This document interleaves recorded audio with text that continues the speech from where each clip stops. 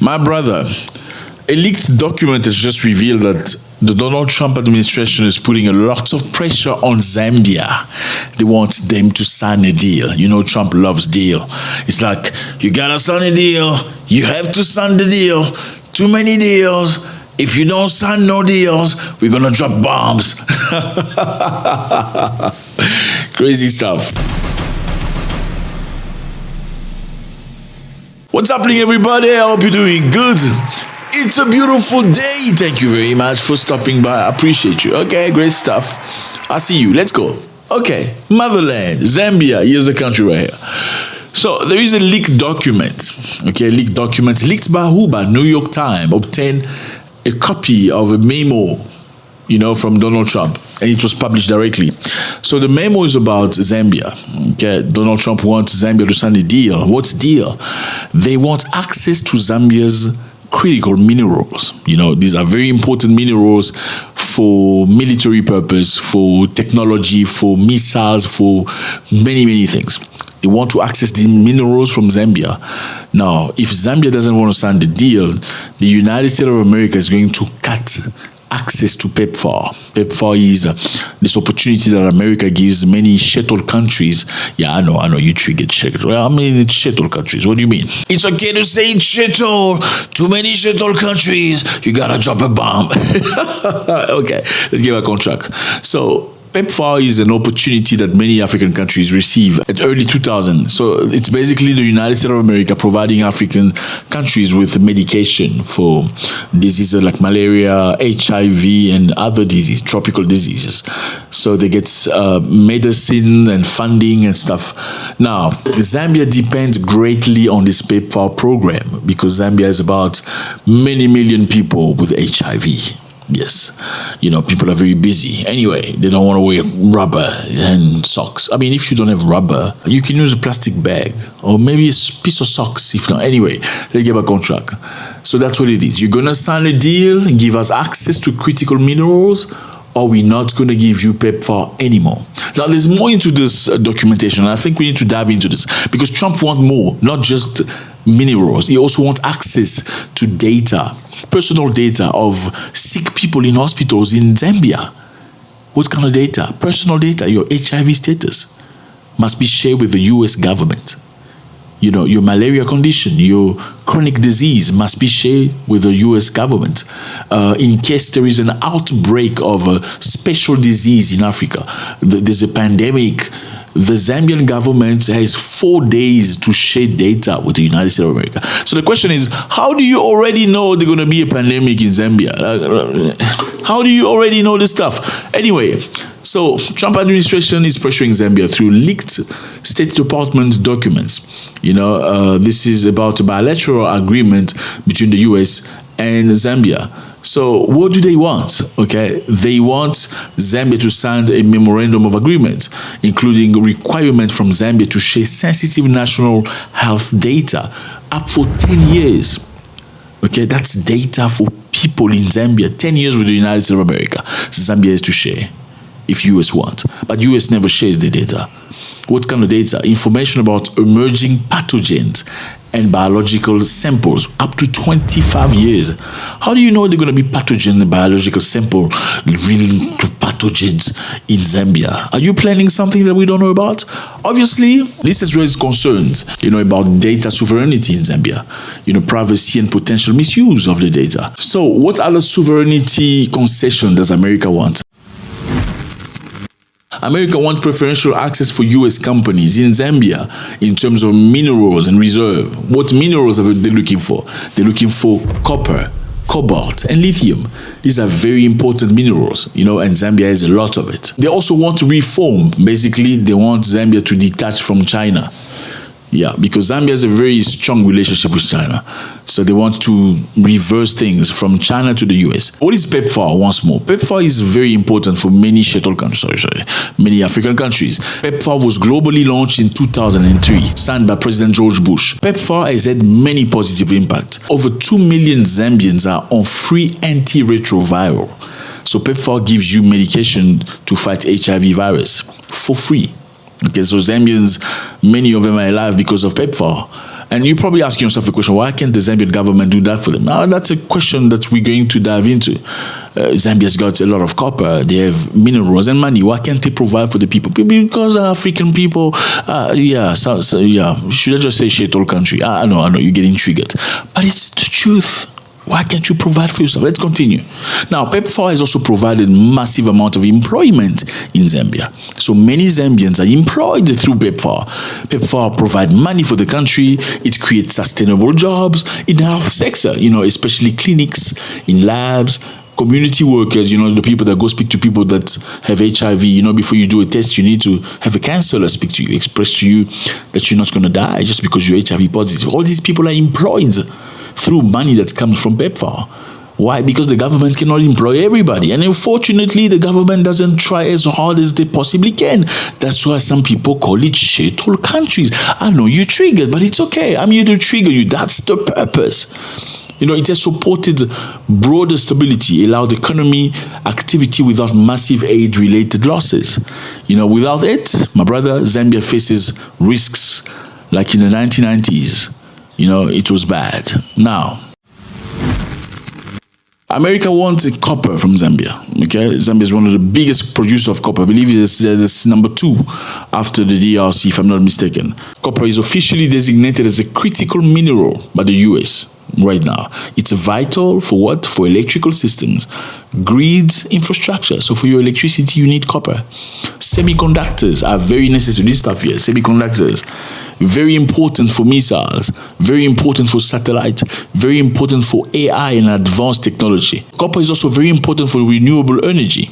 Yes, so we're talking about electrical vehicles, EVs. The US also wants cobalt from Zambia. Zambia has great reserve of cobalt and lithium and nickel and manganese and graphite and rare earth. These are obviously stuff for the future. We're fighting for the future.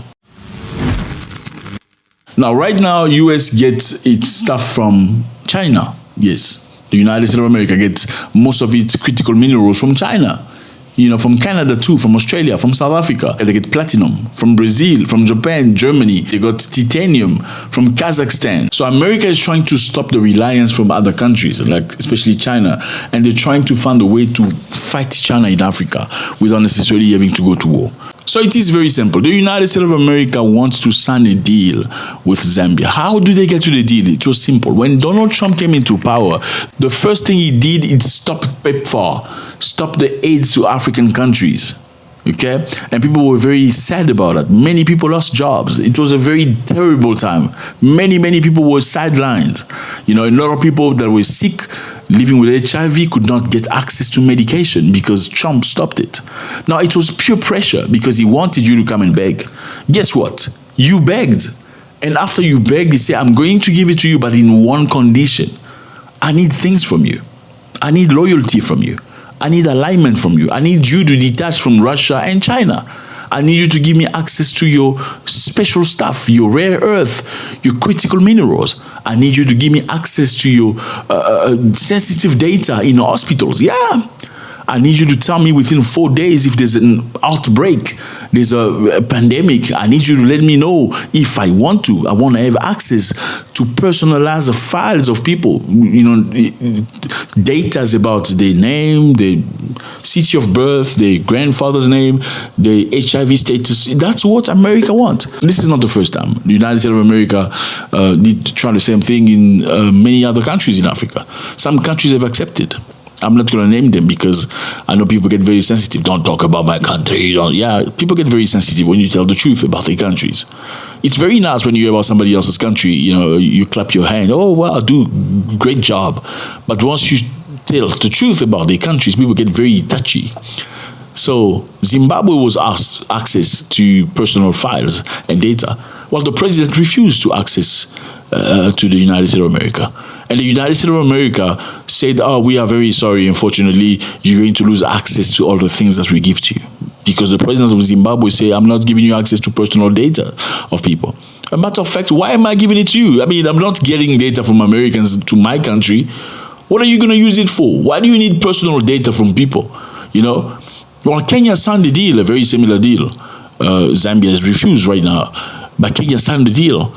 The framework we signed today adds momentum to my administration's universal health coverage that is focused on supply of modern equipment to our hospitals, efficient and timely delivery of health commodities to our facilities, enhancement of our health workforce. It's an honor to be able to do this with you today. I'm excited. This is our first one. We hope to sign, I don't know. Apparently, Kenya omitted to accept the part where it says you need to share personal data.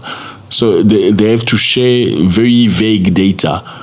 But the bottom is, critics say that can be reverse engineered. They can still find out who the data belongs to. They can still find out via DNA testing and many other things. So one of the other reasons why you say some of these countries are shithole, it's because you've had time to prepare.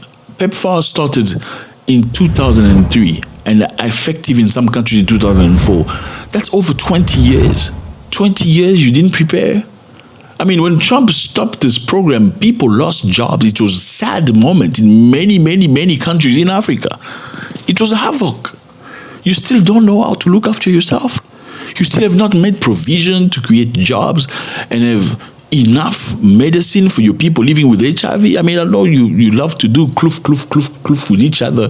Then you need to have provision for that. You have all the minerals on earth. You have lithium, manganese, gold, diamond. Why don't you do something about it? Why is this the colonizer's problem? Because that's what you cry, colonizer. Why? Because most of African leaders are just thieves. Yeah, they get into power, then they start reaching themselves. They hire their daughters, their cousins. They will put in position of strength their nephews. They don't care about the system.